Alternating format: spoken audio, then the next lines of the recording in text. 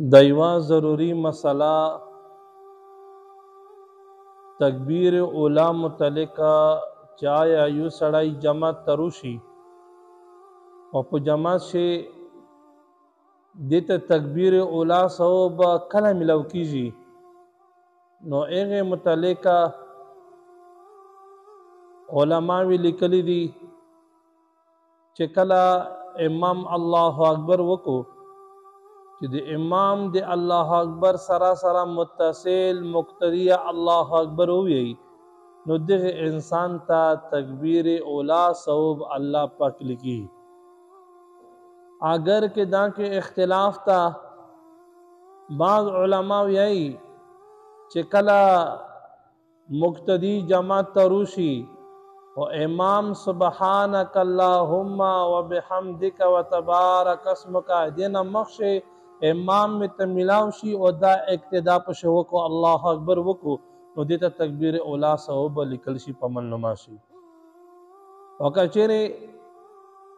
بعض علما داس وی د الحمد شریف دغه امام شری کړي دو هو نیمه ته امام رسیدلی دا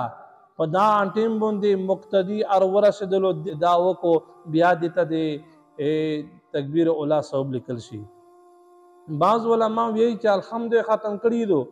سورات یې شریک کړی دا چې کله سورات یې شریک کړی نو په دا ټیم شي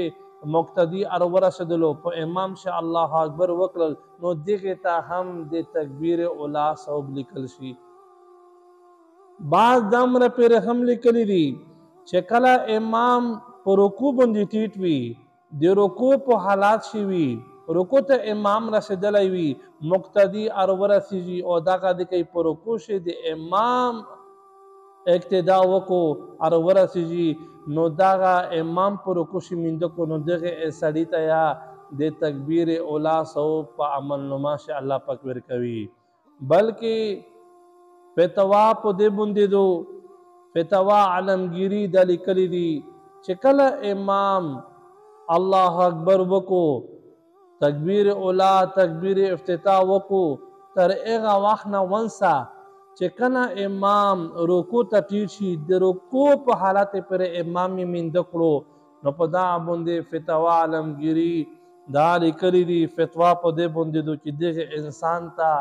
د تکبیر اولا ثواب الله پاک په منلما شوی ته ولیکي اگر که دغه سړی سبحانک اللهم پټیم باندې په هغه وخت باندې امام اقتدا وکړه الله اکبر یې وکړل یا د سبحانک اللهم نه مخشه یا د سبحانک اللهم نه بدا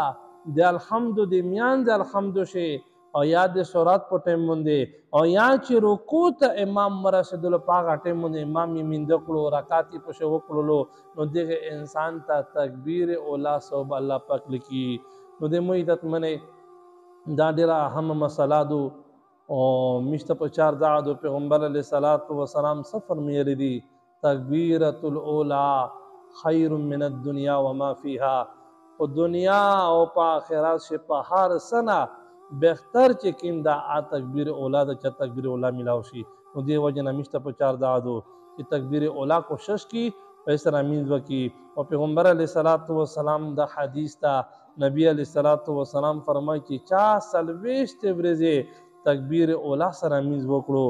نو چې دغه انسان ته دوه براءت ملو کیږي یو براءت من النار یو براءت په الله پاک ير د جهنم نه ورکوي ان به بری وي یو دویما براءت من النفاق او بل به براءت په تخصیلی دی نفاق نه منافقت نه پاغه شی به الله پاک نه کوي نو دی وجنه په چار دا د عزت منه داغه ویډیو مو د پر وکړه دا متعلقه چې آیا مش تکبیر اولا کوشش وکي نو الله دا مشته د عمل کول کو توفیق مشته نصیب کو واخر دعوانا ان الحمد لله رب العالمین